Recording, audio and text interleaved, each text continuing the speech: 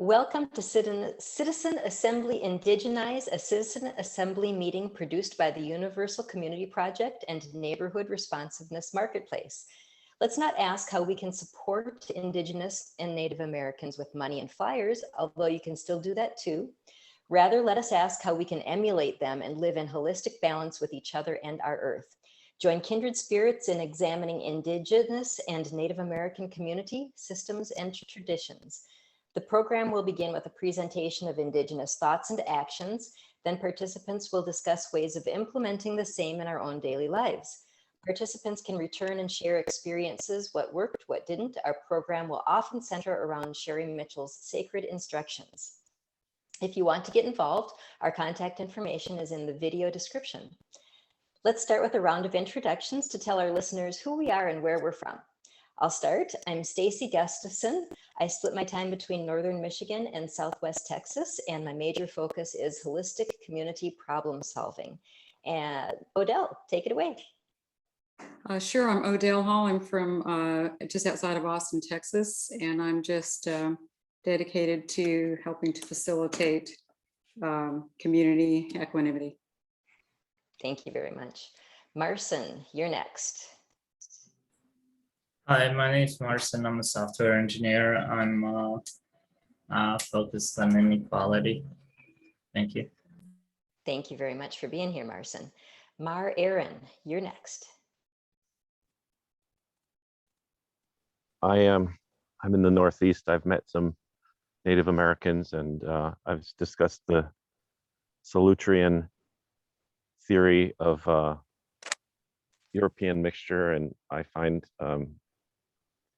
Indian culture to be instructive.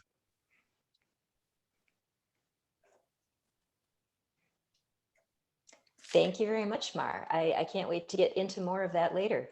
Cynthia, last but not least. Well, thank you so much. My name is Cynthia Leonard. I live in Arkansas. I am a longtime proponent of Indigenous rights. I also host several podcasts on Radio Hydrogen, which is Univocity, Univox, and Hypathia's Kitchen. I also do a reading club where we cover Plato. And I also am going to start a Sunday group, Citizen Assembly Women, for every other Sunday of the month. It'll be the second and third Sundays of the month at 10 a.m. So I encourage everyone to join me there. Thank you so much. Thank you so much, Cynthia. I cannot wait for those women's meetings again. And so let's open up to our discussion.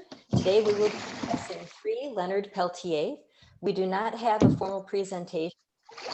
We would like to go around and find out what, we have a little noise in the background here. Okay. Sorry for that. We would like to go around and maybe discuss what people know and where they got their information about this topic, Free Leonard Peltier. Cynthia, go ahead. Is it okay to get Daniel to introduce himself? Because he just got here. Yes, we should do that. Daniel, we just got through with introductions and we're moving into the discussion, but please let us know who you are, where you're from, and anything else you'd like to tell us. Oh, thanks. This is Daniel Tweed. KK6VDR is my amateur radio call sign. And I think amateur radio is one of the great ways to intentioneer the future. And it's cheap and easy to get. It's a great hobby. And I'm also running for city council again. And you can see my booth at the street fair in Thousand Oaks on October 17th. And thanks for the introduction. yeah, Leonard Peltier. Yeah, thanks very much, Daniel. All right, we were just discussing that we were going to go around and ask people what they know about this topic and where they got their information. And I guess whether you feel that Leonard is guilty or innocent. I don't want to turn this into a trial of Leonard, but we are interested in perhaps finding out where information is coming from and how it makes people feel. So who would like to start us out? Well, I can. I am openly ashamed to admit that I have only done superficial research into this, but what I have read is fairly compelling, especially when you can consider the relationship that the United States has had with its indigenous people throughout history. It certainly seems to me that it was kind of a ram job. He happened to be in the wrong place at the wrong time, and just because his skin was a certain color or he was representing a certain ideology, he was essentially sent to prison for the rest of his entire life. Thank you very much for that, Cynthia. You know, I'm assuming that everybody knows about Leonard Peltier and this topic, but maybe people don't. So does anybody want to share a little background if they have any knowledge about Leonard Peltier and this topic? Odell? I have a little bit. Of course, I'm only slightly above Cynthia, that I've dug above the superficial to just enough to know a few dates, perhaps, or so. Great. But that said, Leonard, to begin, I found a little quote from him, and so I just wanted to begin with at least his words. I don't know when this was written, but he did say, it's a part of a quote. It says, "No human being should ever have to fear for his life or her life because of their political or religious beliefs. We are in this together, my friends, the rich, the poor, the red, white, black, brown, and the yellow. We share responsibility for Mother Earth and those who live and breathe upon her. Never forget that." I also know that Leonard Peltier has had advocacy. He has worked with his communities to bring peace. A lot of the events that happened at that time was to do with a struggle of power of the people, traditionals, and the progressives within his own community. That he came into their area at a time when he was supporting them by ensuring that they had the basics. I saw footage of things like making sure everyone had water or food or wood. And that was really his primary goal for being there. That he settled with the Jumping Bulls home or in their area, and it was set up as what they called a spiritual camp. And so they were just there to really do those kinds of activities.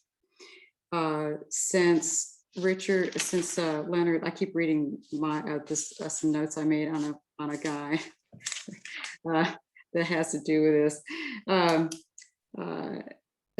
Leonard has also been involved in a pilot program, Rosebud Reservation, for healthcare reform package having to do with healthcare. This is since he's been imprisoned, to again help the people on reservations get the proper healthcare that they need, and was looking at those structures.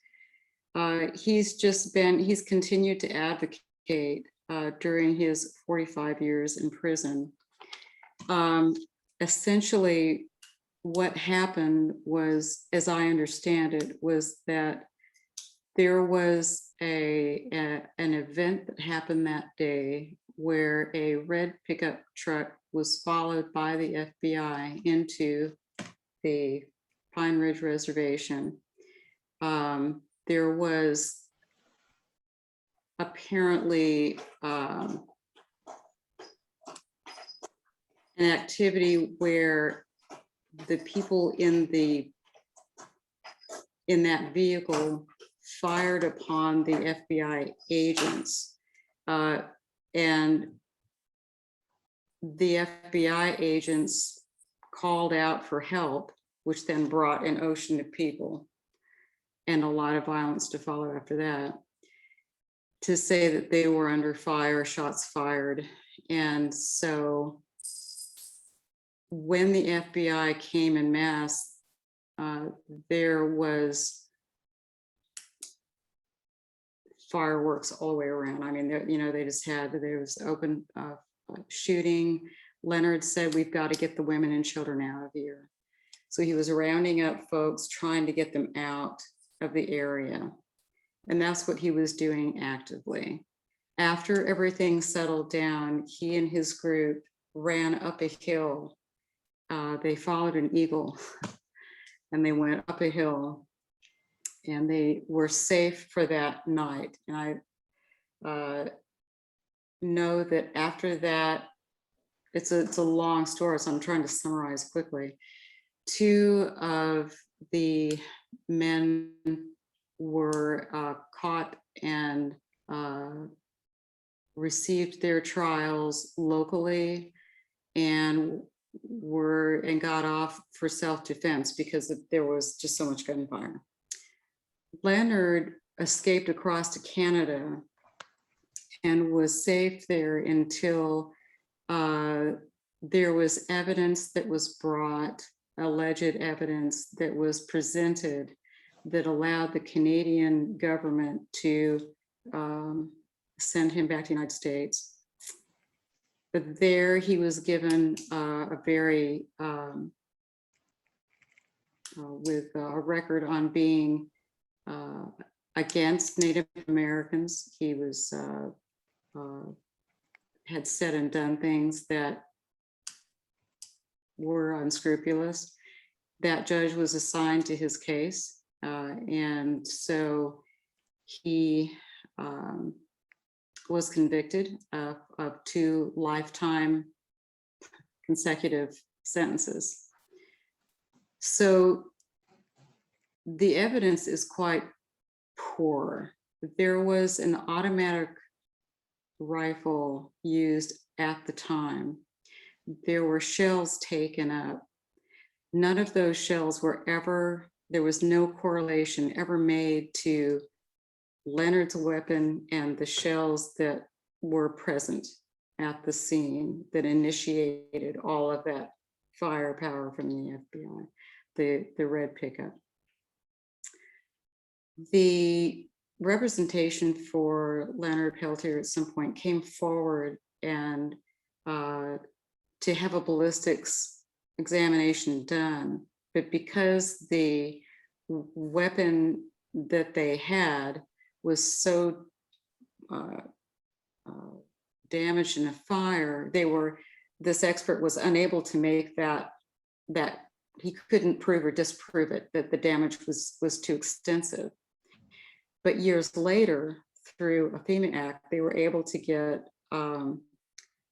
the documentation from the FBI, and it showed that the ballistics that they did actually did not concur. It dispelled that the pin used, that the ballistics did not match the weapon, Leonard's weapon. And even that was not enough to have it go to appeals. The FBI tried to come back later and go ahead. Yes, ma'am. So are you taking this information from the movie or a number of different areas? From a number of different areas. The movie summarized it, but I went through Wikipedia, I went through the history. I have a history source that I use it. It's a Harvard library link, so I used history sources from there as well. So I as well read the Wikipedia, and that is basically the only thing that I have used to study. And it seemed to me the Wikipedia article only had evidence that it didn't give evidence of any innocence or any of those things. It only pointed to the controversy over the Aquash murder, and that there were a number of people who had said he admitted to the murder to community members.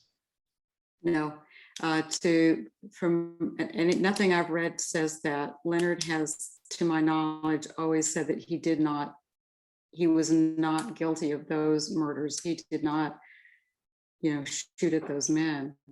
Now, there was the information that was used as an eyewitness was a guy, and I'm digging around on my very fast, James Harper, said that he was an eyewitness and watched Leonard and another person do this. Well, this was a fellow who had other convictions, things that he was trying to work with authorities in order to get less time, perhaps. But he did not ever see Leonard. And that whole thing was also dispelled. So there is no eyewitness on it. And that's my general understanding of it. Does Leonard has not been able to get it back into an appeals court. Okay. Cynthia, did you have something to add? It seems very strange to me because they were having a protest on Indigenous land. So why is the FBI there in the first place? And in the second place, how is he being tried in American courts if it happened on Indigenous land? They're sovereign, right? Well, I understand that there was an incident that the FBI was investigating that had to do with an altercation at a bar that brought them on there to just question somebody else, and that they were the red pickup. This is just from Wikipedia. The red pickup had the same description as the vehicle that they were following to discuss a different altercation. I'm sorry, go ahead. No, go ahead. It just seems very odd to me, especially considering the fact that women and children were there, that the Indigenous people would do everything in their power to not have violence escalate in that manner. So it seems to me, it's like the whole thing seems wonky, just like every freaking thing, every time we come across a case like this, like there's always something that is just fundamentally sketchy about the whole thing. So there's one little piece that I think is really very much at the bottom of a lot of this, and how it all kind of, I think, went out of hand. There's a tribal, back in the time when the traditionals and progressives were at odds, there was a tribal council president named Richard Wilson, and he created he got a private army to commit violence, to hold on to his power over the Bureau of Indian Affairs funding and negotiations for uranium mining contracts. And there were over 60 unsolved murders on that reservation from May of 1973 to June of 75, under a reign of terror. And that is when Leonard comes to the scene to peacefully assist his groups. That's what he was doing there. But the connection of the uranium mining contracts and the support of Richard Wilson was also linked to, there was connections between FBI, or at least rumors of FBI support, US governmental support of Richard Wilson, which makes total sense if it has to do with anything to do with uranium. So that was part of this whole effort to hang this on Leonard Peltier. Interesting details. Daniel has put in the chat here, I wonder if the movie Billy Jack that came out around that time was reflecting the LP case. I was a little bit young, teensy bit young at the time. I'm not sure about the Billy Jack movie, but I do remember it was a really, really big deal at the time. Does anybody else see a connection here? I'm not aware of any. Well, I do think it's interesting that there's a large body of evidence that resources, colonialism, extracting of resources has affected legal action on the reservation for a long, long time. And I don't know, is it involved in this case or? It certainly has to do with dynamics that would contribute to power, seeking power, holding on to power, financing power, and using, militias to ensure power.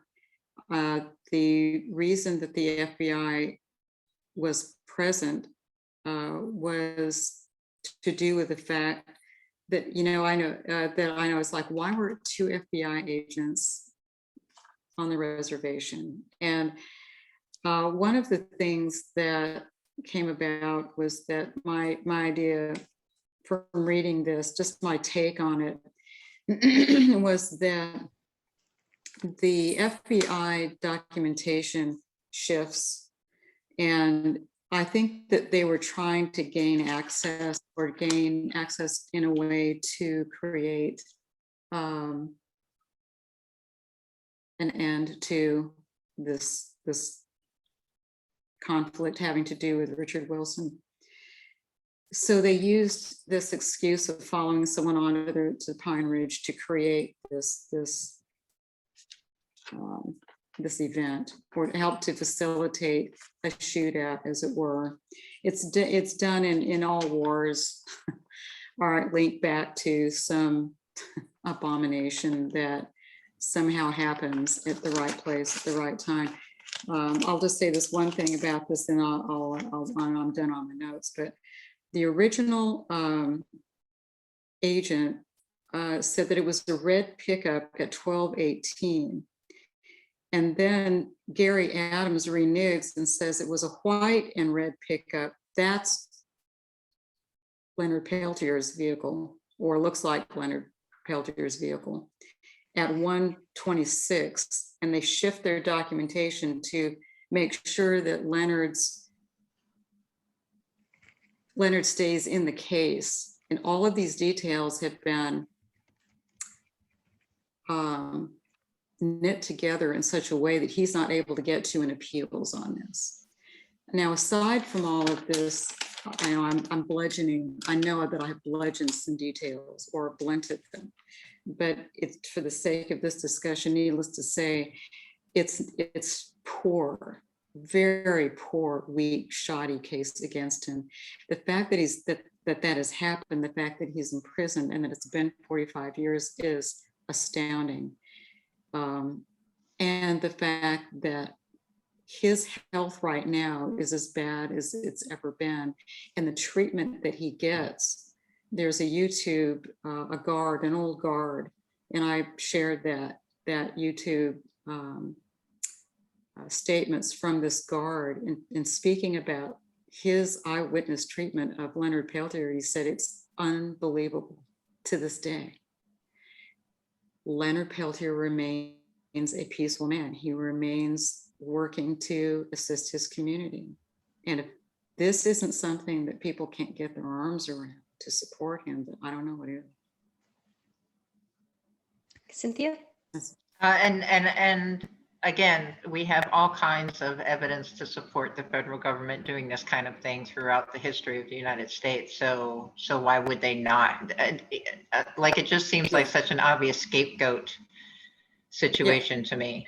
We want to do these things and they're not letting us do these things. So we're just going to go make an example of someone and quiet everybody else down. That's right. Daniel, what is your, have you done any personal research, and what media are you relying on for the information that you have had about this?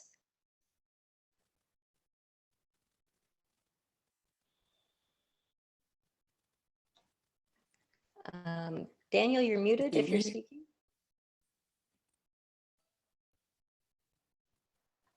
Well, could we move to Mar Aaron? Mar, could you let us know if you've done any review on this or heard anything, and what sources, media sources, would you rely on in researching this?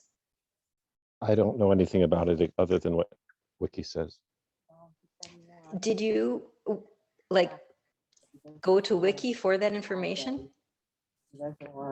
Yeah. And how, do you agree with me that it tends to support the guilty nature, saying that Leonard is guilty? Yes. Do you believe Wiki? Are you trusting them? It's always been that way. I think people have a right to edit Wiki, and I don't know what to expect from it. I've seen them censor things, but it's usually not against Indigenous people. Does that make you feel like you would believe the Wiki tendency to say that Leonard is guilty? I tend to believe it, but I know that people lie in court, so I don't know 100% either way. Thank you. Very interesting. So Daniel is back, and we were just wondering, Daniel, what media you have gone to or where you have heard your information about Leonard, and whether you believe after your research he's guilty or innocent. You know, there's a lot of similarities to another high-profile political prisoner kind of case, Mumia Abu-Jamal, you know, who was he's doing life in jail for a questionable trial about some, you know, law enforcement shootings that happened in Philadelphia.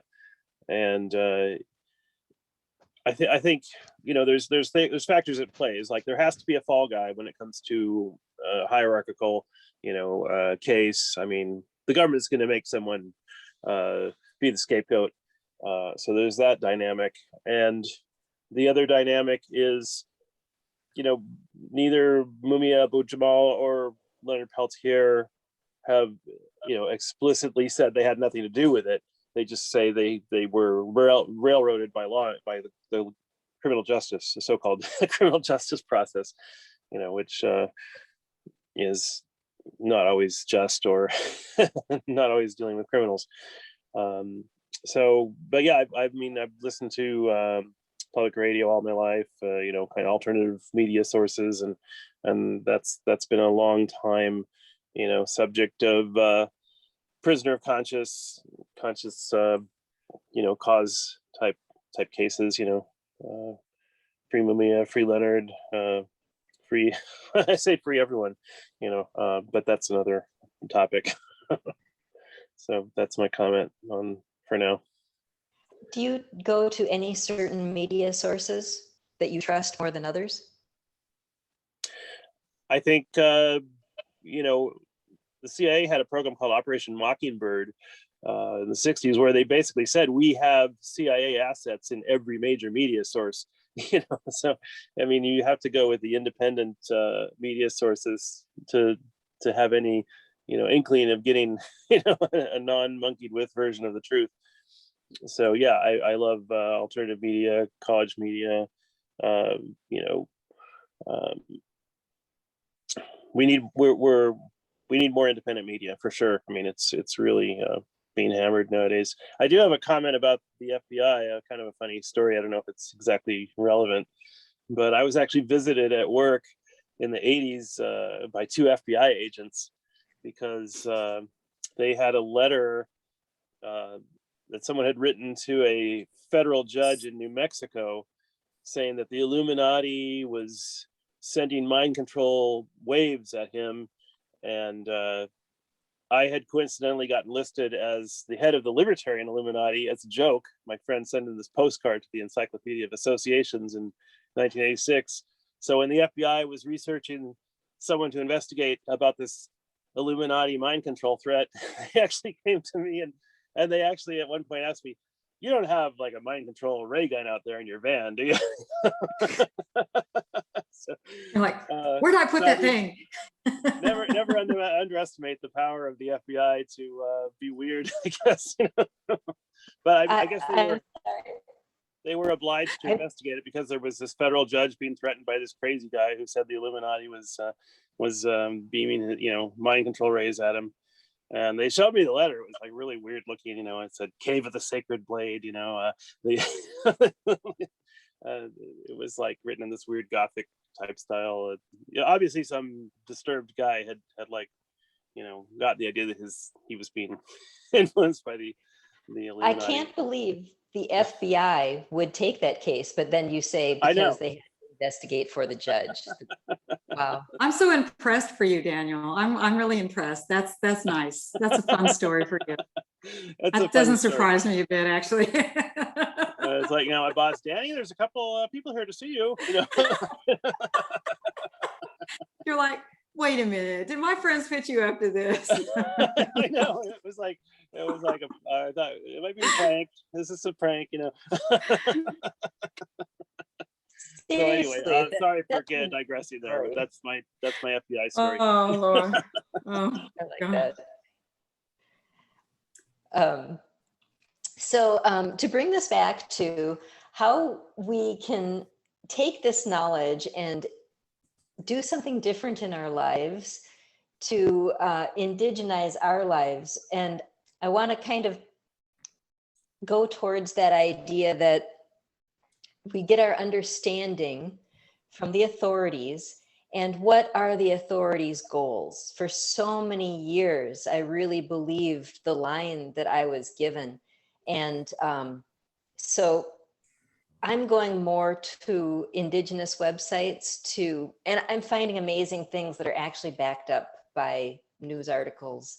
And so I recommend personally going to more Indigenous sites to receive information about Indigenous events. That's all I can do at this point. I'm open to other suggestions for how to take this lesson into our actual lives. Cynthia? I think it's also important that people read not the standard line that we're taught in school, like actually read books by people who do not have a biased perspective on the history of Indigenous people and the United States of America. I would also say that we could go a long way in actually contributing to him potentially being freed if we contact our representation and tell them that this is something that we want. If the more people that do it, the more they're going to have to listen. I'm just going to keep going here unless somebody else raises their hand. I can't believe that Obama Didn't pardon him. Yeah. Right? I can't believe Clinton didn't pardon him. Mm. And I won't believe it if Biden doesn't pardon him. He must. Okay, so I'm imagining that he would be incredibly powerful. I mean, he's probably incredibly powerful from jail, but if he were out of jail, maybe they're thinking that he would be way too powerful a figure, that they got to keep him tied down. Cynthia? Well, he's a danger to the state because people will follow him. People will listen to him, especially now that they've essentially made him a martyr. If he were to be freed now, like there's that, the state doesn't want that. I have to ask the group, because I mean, I have to ask, what on earth is it that makes the Native American group such a threat to the government? There is not one instance. They are not insurrectionists. They want to be, their entire history has to do with cultivating relationships. We have broken treaties. We have been the ones who have, just obliterated their communities. What we have done to their children, we've set up systems taking away their children, set up systems taking away their language, their arts, everything. We have assaulted them. Why do we keep doing that? What is the threat? Daniel? I think the threat is that they have a pre-settler colonial view of land and property and stakeholdership and stewardship, and it's a view that's directly threatening to the current model of how we do property and how we do governance and how we do all kinds of things. Go ahead, Cynthia. And it kind of speaks to something, I think it was more Aaron was reading it the other night, where they were talking about Indigenous people and how they couldn't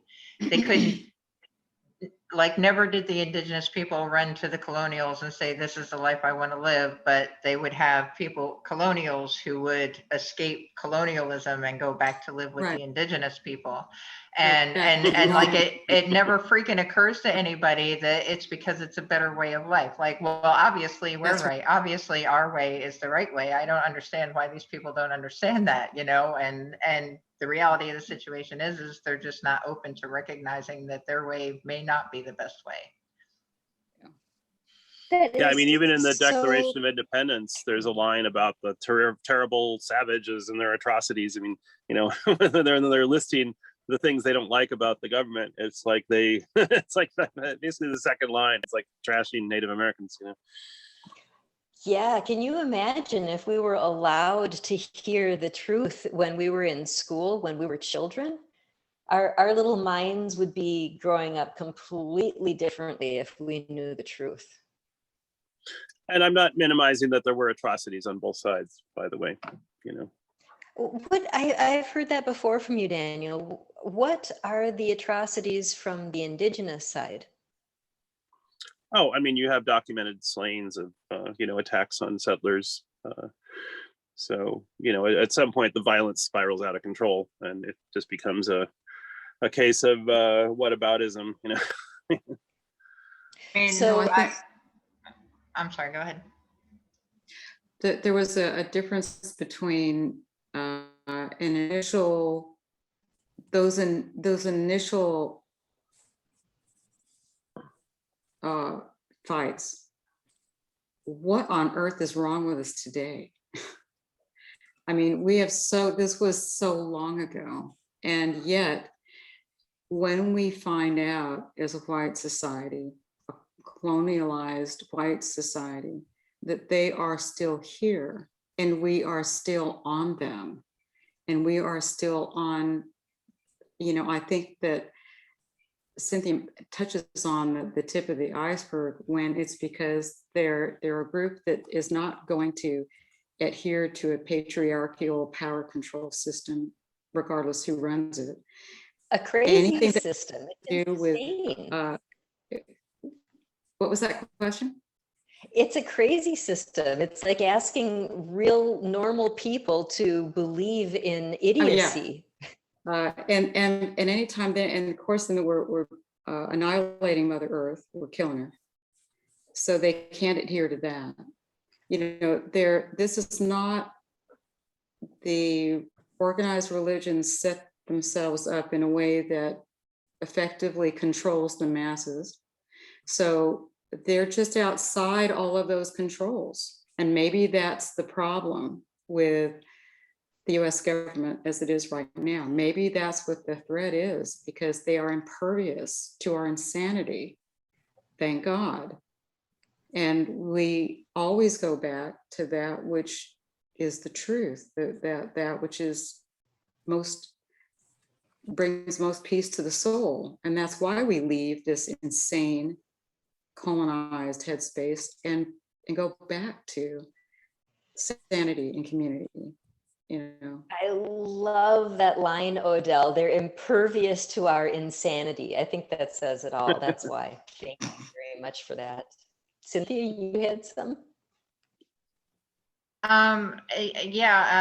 Although yes, there were atrocities committed on both sides, I would say the colonials instigated it and therefore could potentially be justified. I mean, we would do things like kill all of the buffalo, not because we needed it to eat, but just because we didn't want them to have it. We were starving them out. We introduced diseases into their communities, originally not intentionally, but then once we realized that it could be weaponized, certainly went out of our way to give them blankets infested with smallpox. I mean, you know, to say that we're both good guys and bad guys, I have to disagree with strenuously, because they were perfectly fine before we got here, and it wasn't until we started inflicting ourselves upon them that they of course would fight back. Why wouldn't you? Extended friendship.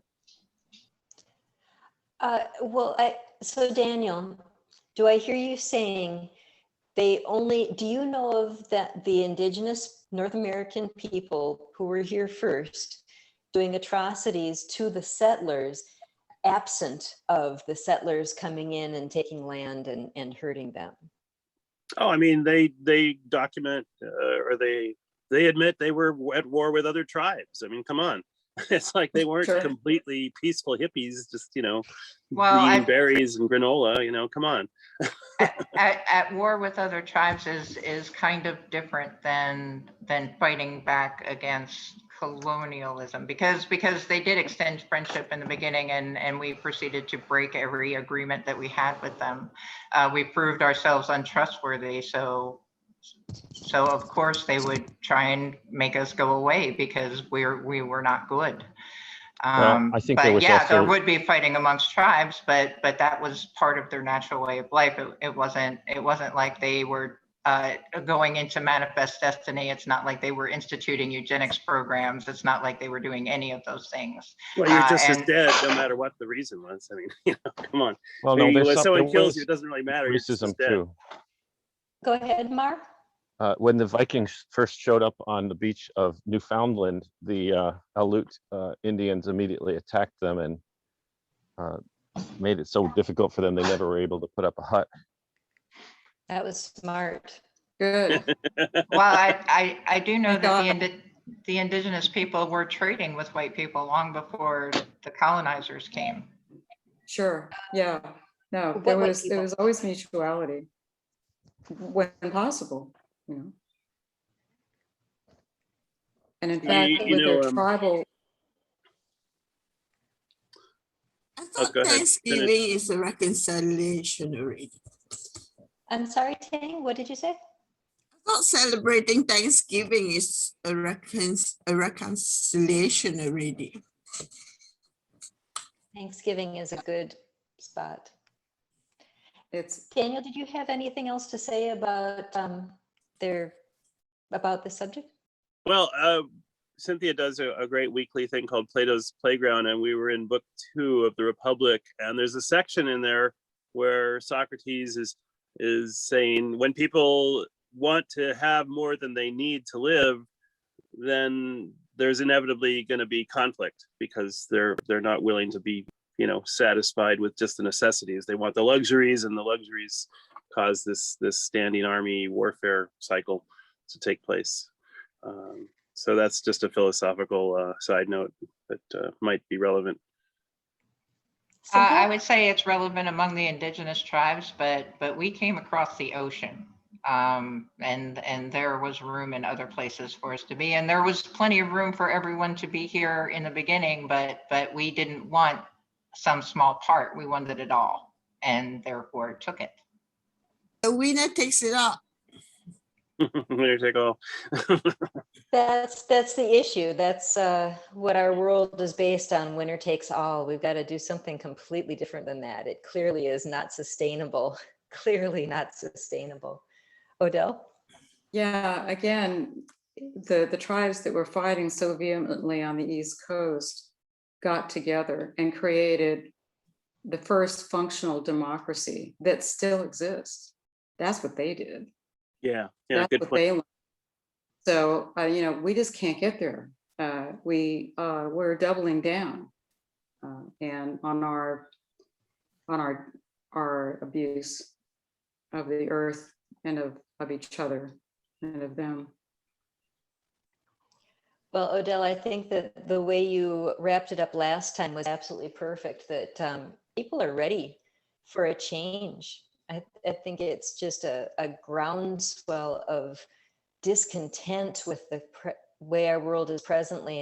And I've been searching for indigenous wisdom for decades. I left my home in Minnesota looking for it, and I haven't found it until now. I'm starting to, I guess I understand that the word went out that it was time for the indigenous to share their wisdom, or maybe I've just been in the closet for way too long. Mhm. But what I'm finding is resonating so strongly with me as such truth. Yeah. Even physics, the indigenous, the Native Americans have information that you can correlate to physics. They know it all, and you can find it out. It's funny that fact runs along those lines, isn't it? You could just I agree. I was telling my husband the same thing. I said, when you study the core belief systems, it is so many times I see quantum physics just leap right in there. It's the same. We are arriving at a new day, and Leonard Peltier remains to be at the center of many of where these issues keep forming a hub. It's more than just about one man, although clearly it's about one man. But if you examine reasons why this has perpetuated so long, that has to do with the conduct and the consciousness of the current society. And that's why Leonard Peltier's case is so compelling, I think, at many levels. Never heard of it. Many people have not heard of it. Yeah, That's true. Yeah. that's true. Cynthia, you have your hand up? Because I would like to speak to the point that Odell made earlier. What was it exactly? Organized insanity, or They are impervious to our insanity. Impervious to our insanity. And when you think about that, that means we as a whole group of people have been raised in this insanity and firmly believe that this insanity is true. Oh yeah. Yeah, it's terrifying, really. And that cannot help but to affect your core beliefs, your preconceptions, and you look at them as other, and I mean, oh God. I know it adds to a real sense of immediacy, and almost a sense of desperation sometimes. It's profound. Yeah, disturbing. So if we were to say, Leonard Peltier, he was guilty. He was so angry at the FBI being on the reservation and doing these things that he was just like, dude, I've got a gun pointed at you and I'm doing it because I've had it. I mean, you can, Sure. I personally can understand how that could happen. All those years. Time served, go home. He's got all of this. All he has done is remain committed to the peace process. I don't know the specifics of Mandela's life or the politics therein, but to me, at a heart level, at a gut level, there's cross ties to that. Mandela continued to serve toward the peace prospect, regardless of his 6 by 6 foot cell. What was he in? And for all that time, Obama talks about walking into his cell and reaching out his arms and touching both walls and looking out that window. And he said it was life altering when you look at that at scale. And if we release Leonard Peltier, maybe we have a chance at normalcy as a society. I love that. That's a great place. Cynthia? I would say if we release Leonard Peltier, that would be one step closer to making our society better and resolving the conflicts that we have between us and others. Bring us to unity. I can't help but to believe that if he were released, that he would continue to be the truth that he speaks and promote for peace and unity and coming together and teaching.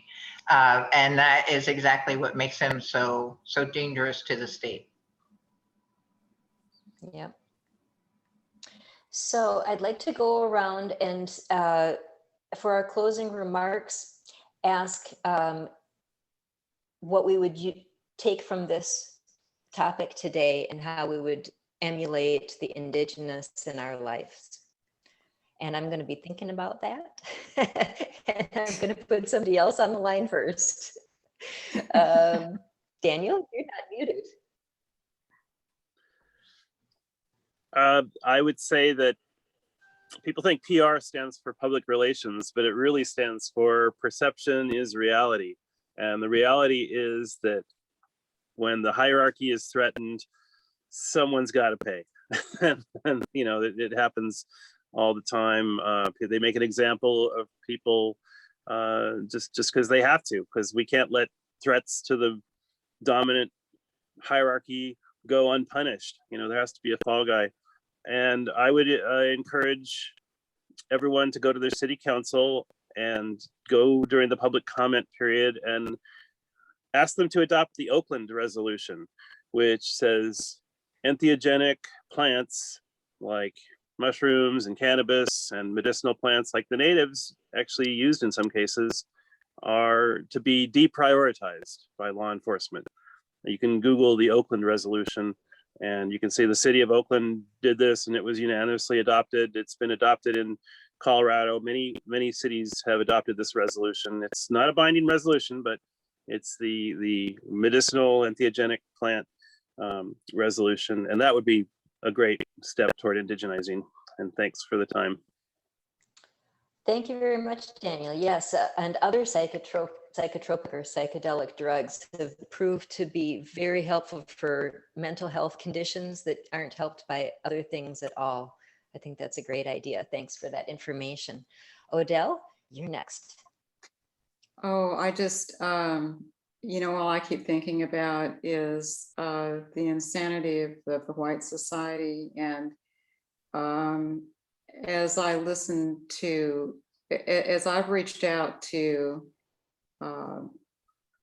my Black leadership locally, and I've reached out to Native Americans very, very gently, because I speak to some on a regular basis, but we aren't considering ourselves friends just yet. That said, all I can tell you is that regardless of where I begin in my thinking process, when I get to these levels of conversation with them in openness, I find that I have been from the minute I walked in the door or picked up the phone with them, that I was already surrounded by grace.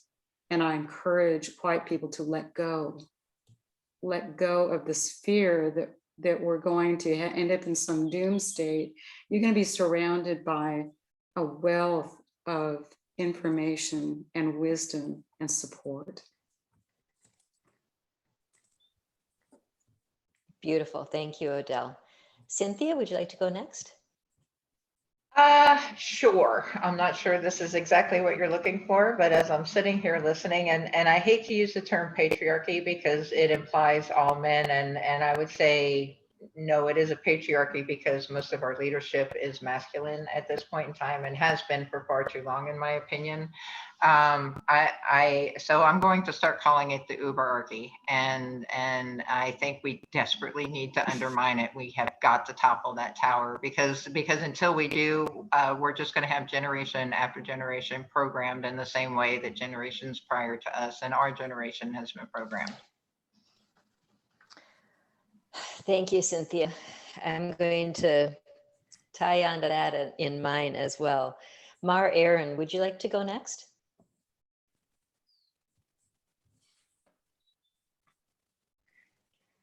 Maybe Mar has stepped away. Tang, do you have any idea? I know you came in late, but is there any way that you have learned that you might do something in your life to emulate Indigenous?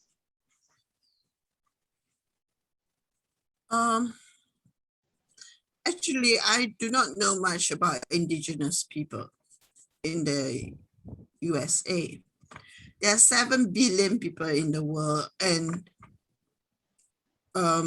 many people do not know about the native Indians in America. But I'm listening to Odell, and I can understand that she values their culture and values their way of life and their harmony with nature. So I will learn from the Indigenous people as well. Thank you very much, Tang. Thank you very much. Yeah, I have for my being... mic on now. Oh, Mar, go ahead. I look at these conflicts from a larger historical perspective, and I see, the Islamic patriarchy was able to liberate about 80 million Hindu women from the Hindu patriarchy, and they were able to liberate at least 1 million Eastern European women from the white patriarchy of that area.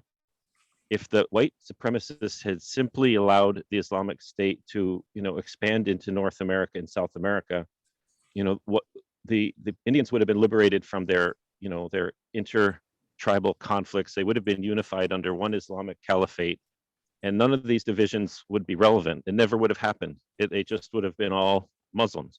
And so you have to understand the responsibility that the white supremacists had for preventing that harmony and unity on the globe. Thomas Jefferson sent gunships to Tripoli to liberate what he called Christian slaves. And the French did the same in Algiers in 1830. And this just went on and on and on. The Spanish spent billions of dollars containing the Islamic State. And if that had not occurred, we would have one very homogenous, Islamic people in the world today. And so that's where I think the fault lies, is the white supremacists imposing their concepts of democracy and civilization upon people of color. Yes. So Mar, you believe that the world should be Islamist? Well, I never said it should be. I said it would have been if the white supremacists had just submitted in these conflicts. I mean, I can't tell you how things would have turned out because it didn't happen, but I'm saying it would have. It kind of sounds like you think it'd be a better outcome. Well, I'm not going to take a position on that in every context, because there's still some loose ends in the Islamic Ummah. There's people disputing who should be the caliphate. I mean, there's no reason for that. I mean, who should be the next caliph is a major division in Islam. So it's not a perfect solution, but it's obviously would have solved the problem that we're discussing. Very interesting. Thank you very much, Mar. Thank you very much for being here. I guess I'll go next. And what I would say, I feel a lot like Cynthia, that our government, it's not really acting as a government anymore. It's acting as a special interest. And it seems like all of our policy and all the decisions that are being made for profit and greed. I mean, on an incredibly large scale, to the point that people are not being considered anymore. And I believe we're going to have to starve it out. I don't know that there is actual action that you can take to make it change anymore. It's just too strong with the public interests. But I believe that if we can come up with some sweeter alternative for the people to get to the community level, emulate the way Indigenous communities are organized, and do trade at the community level. Listen to the teachings of the Native Americans. It's out there now. It's easy to find now. And I'm sorry I didn't find it sooner. I think that those may be ways that we can make a real change in our world. So let me just wrap it up here. I am so appreciative for everybody that came here today. And thank you so much for participating in Citizen Assembly Indigenize. Please come back next week and give us your insights and experiences about indigenizing your life.